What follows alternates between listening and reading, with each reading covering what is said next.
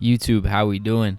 Coming back to another season of NFL football. We're going to come back to the Giants reviews. Let's start off by saying what a week one it's been. Starting off with Cowboys and Buccaneers on Thursday, amazing. And then we had a ton of games that went crazy today. Chiefs came back down from the Browns. Steelers came back down from the Bills. Packers did not come back down from the Saints. And then we had the game that we're going to be talking about here. So if you guys are new to the channel and you do want to support the channel, please be sure to hit a like, subscribe. If you are new, turn those notification bells on. Everything that every YouTuber is always going to tell you to do, please do it down below. It's been a long time since we put a video up on the channel, and I get it. Leave all the hate you want in the comments down below. Definitely a much-needed break, but it's football season, and I felt like turning the camera back on. Obviously, this isn't a high production. It's my first one in our new apartment. I'm just sitting on the couch right now, but let's talk about this game, man. Let's get right into it. It's another season starting off with a loss, and this one wasn't pretty at all. So the initial thoughts I have, and by the way, if you guys are new to this, I basically after every Giants game, I'm gonna put up a video just talking about the Giants game. It's not scripted, don't have any notes. Might have like the stats or something pulled up, but nothing crazy. It's just pretty much just narrative, just talking. And just off the eye test, we didn't play bad, right? But it's important to note that although we didn't play bad, we weren't playing good. Our defense played as good as they could, but the time of possession, I don't have the numbers or anything like that. The amount of times that the Broncos were there, because they were just killing us, where they 3 yards a carry, and then slant or drag route across the middle, get the first down. And they would do that for consistent drives where they were on the field for double the amount of time for us most of the game. And it really wore our defense down. It really did, because once the defense starts to get worn down, it's a lot harder to rush. It's a lot harder to cover. We started to see more mistakes in the secondary. KJ Hamler had a wide open touchdown that he dropped, thankfully, but we saw busted coverage multiple times, tackles just being missed by whether it was guys like Blake Martinez or corners coming in looking like they're about to McKinney. I thought McKinney was going to sack Bridgewater. He ends up turning it into a touchdown to Albert O, and the game just really didn't go our way. Now in the first half, I think we played a great first half. I think that touchdown at the end of the half kind of killed it, but I think we were doing everything we wanted to do in that first half right. The second half was just disastrous. Now, I think the big takeaways for looking at the Broncos is, Teddy B had a great game. He was just game managing well, being accurate with his throws, things like that. The run game for them was strong. Melvin Gordon's, 70-yard touchdown towards the end of the game really put him over the edge. But in reality, it was just their ability to just knock us down with any and every receiver. Jerry Jeudy had an amazing game until his injury. Hopefully he has a good recovery soon.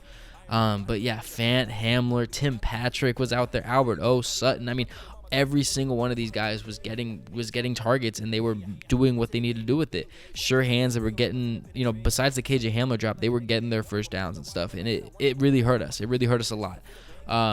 Adoree had a decent first game as a Giant. Couple times busted coverage, but nothing too big. Was hoping for a little bit more out of Big Cat because of the paycheck we got him. But overall, the defense I can't really complain about because they were just out there for a long time. Now, when it comes to what I think went wrong, now this wasn't a good game in the slightest. Like I said, it was 27-13 was the final score, but in reality, it was 27-6 or 7 or whatever it was. Daniel Jones scored at the end for whatever reason it was, and it's going to make it look better, but it wasn't better than it was.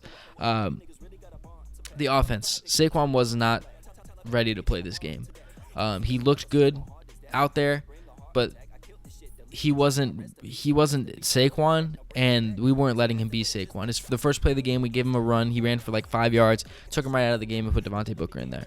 And it was just a matter of Saquon's one of those volume guys where it's going to take him a couple runs to really start to get his rhythm. Same thing with guys like Derrick Henry. Their first couple runs might not be too pretty, but once they start getting in that rhythm of, all right, I'm running, they're going to get a lot better. It's a lot of volume, and we weren't able to give Saquon that volume. Kenny Golladay had one reception going into the second half, and I think it was his only target that he had too. And once we started throwing to him in that second half, he was making amazing grabs. I mean, there was that one grab, I think it was third down, where he came on in the inside, and it was kind of a bad ball, and he just completely reached out and just grabbed it with basically his fingertips, and it was a beautiful catch. The play before that, I'm pretty sure, or the drive, or the, what do you call it, the possession right before that, he had another one where he was really everything we wanted Kenny Galladay to be. He looked healthy, he looked good, and we just didn't really use him until the second half when we were already down by so much.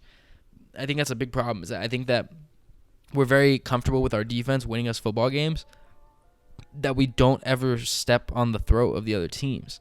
We need to be able to go out, score early and often. We can't think that 7 points when they have 3 points, but we have 7, so like we're okay to go in a half with this, because then they score and it's like, we're only down a little bit, and they score again, and they score again, and it's just a big problem. We need to be able to keep that offense rolling. Play calling, we know Garrett is working on play calling, but there were some play calls that were great, and there was just some that were just so bad. And it's everything is kind of being looked at now as every question that we had kind of got better, but also at the same time, like the O-line didn't really do bad. I don't think Daniel Jones was getting pressured or hit as much as we thought, or a lot of people thought coming into this game. I don't think Jason Garrett's play calling was as bad as you'd think. I don't think Daniel Jones was as bad as you'd think, but they weren't good either. So it's a very weird middle ground that we kind of need to carry on and figure out as well. But that's really the last thing to talk about too, is because Sterling Shepard had an amazing game. Slayton had a decent game. Obviously Evan Ingram wasn't out there. Rudolph didn't really do too much. Saquon was decent for what he was able to do, but the problem is, or not the problem, but what we need to talk about is Daniel Jones. This is his third season. He went 22 of 37, had almost 300 yards and a touchdown. Didn't have any interception. He did have the fumble. I've said this for years, but he is like a little bit worse of a version of Carson Wentz, to where Wentz, especially when he was on that MVP season, but he's always kind of been this quarterback, he doesn't know when to just give the play up. Like Daniel Jones, when he fumbled on that play, he ran, I think it was first down. I think we just had the first down, if I'm not mistaken. He ran for about 6-7 yards, and he pushed forward, trying to fight for the extra yards. Stop fighting for the extra yards. Just get your butt on the ground, slide down, and take your 6 or 7. Because getting 8 or 9, or maybe that first down at 10 or 11 yards, isn't worth the risk of that fumble. And he's yet to realize this, because I don't know what it is. He always wants to extend those plays. It's why a lot of times in the past couple of years, when he's feeling pressure, he tends to just kind of try and throw it up, and that's why he a lot of times gets strip sacked, because he's not thinking of that. He's trying to extend the plays. He's trying to make that extra play, which, yes, there are times where he has been able to do that. A lot of times where there's a lot of highlights of him being able to break out of a sack and run for extra yardage or spin around defenders or whatever it may be. And yes, though he is able to do that, but not on a consistent enough basis for him to be risking a lot for that. I think that I don't know. I just think that this team was not there completely. The offense just kind of looked weird. It wasn't, I don't know. Like Daniel Jones didn't have a bad game, but it wasn't a great game either. Saquon, like I said, he was out there, but he wasn't really out there. The receiving core, Shepard being healthy is beautiful.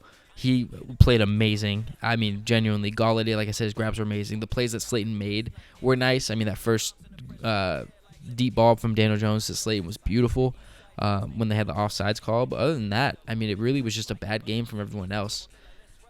I don't know. It's good that the Cowboys and the football team also lost their games. So really the Eagles are the only ones that won in our division. But there's a lot of things to clean up. And, I've been a proponent of Daniel Jones just needs people around him. He needed a better team. Well, the team looked like it's going to be a lot better. And he didn't underperform, but he didn't overperform. And I think in order to keep his job after the season, he needs to overperform. And I think he knows that, and that's why he's trying to make those extra plays. But in reality, it's setting him back. So I think that DJ really needs to figure this out, because if he doesn't by, week 8, it's kind of, all right, where are we looking in the draft? What are we going to be doing? Hey, when's free agency? Hey, trade deadline's coming up. Are guys like, Aaron Rodgers on the trade market, or Jimmy Garoppolo, or all these guys, Because if we're in the midst of a playoff push and we know that the problem is Daniel Jones, trading for a Jimmy G or trading for a, Aaron Rodgers if possible, or, whatever it may be, those veteran guys that might not be there or might be on the trade block in the middle of the season. I pray to God not Andy Dalton. I don't think there's going to be Andy Dalton or Foles is going to be an upgrade, but those are the kind of things that we're going to need to look at. coming into this game, I really did think this was going to be a win. I know the Broncos defense was really good, and they did play very well. But, man, we just kept getting killed by the same things, man. Drag routes across the middle, and then flag routes were just killing us, man. They really were. Because there were so many times where if they were passing in the short, it was through the middle. And if they were passing it intermediate or long, it was to the corner. And it happened so many times, beat coverage, and we just weren't able to replicate that on our offense. So, poor showing. Definitely a poor showing. Look on to next week. I'm not even sure who we play next week. I completely forgot. I'm not even going to look. But definitely thought we were going to win this one. I really did. And it looked good in the first half. I thought we came out nice, but play calling's got to be better. I think that they were too cautious. And here's the thing. If you were cautious about Saquon, you were cautious about Galladay, then either scratch them, make them a healthy scratch, or just say that they're going to rest another week and just admit defeat at that point.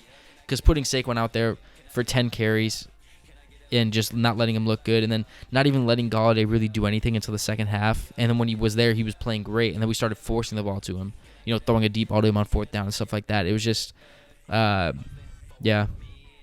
It was just a sloppy game. It really was. Sloppy coaching, sloppy play, etc. So definitely all around needs to get better. Hopefully it does. It's week 1. Nothing to freak out about. Like I said, it's week 1, man. Nothing to freak out about.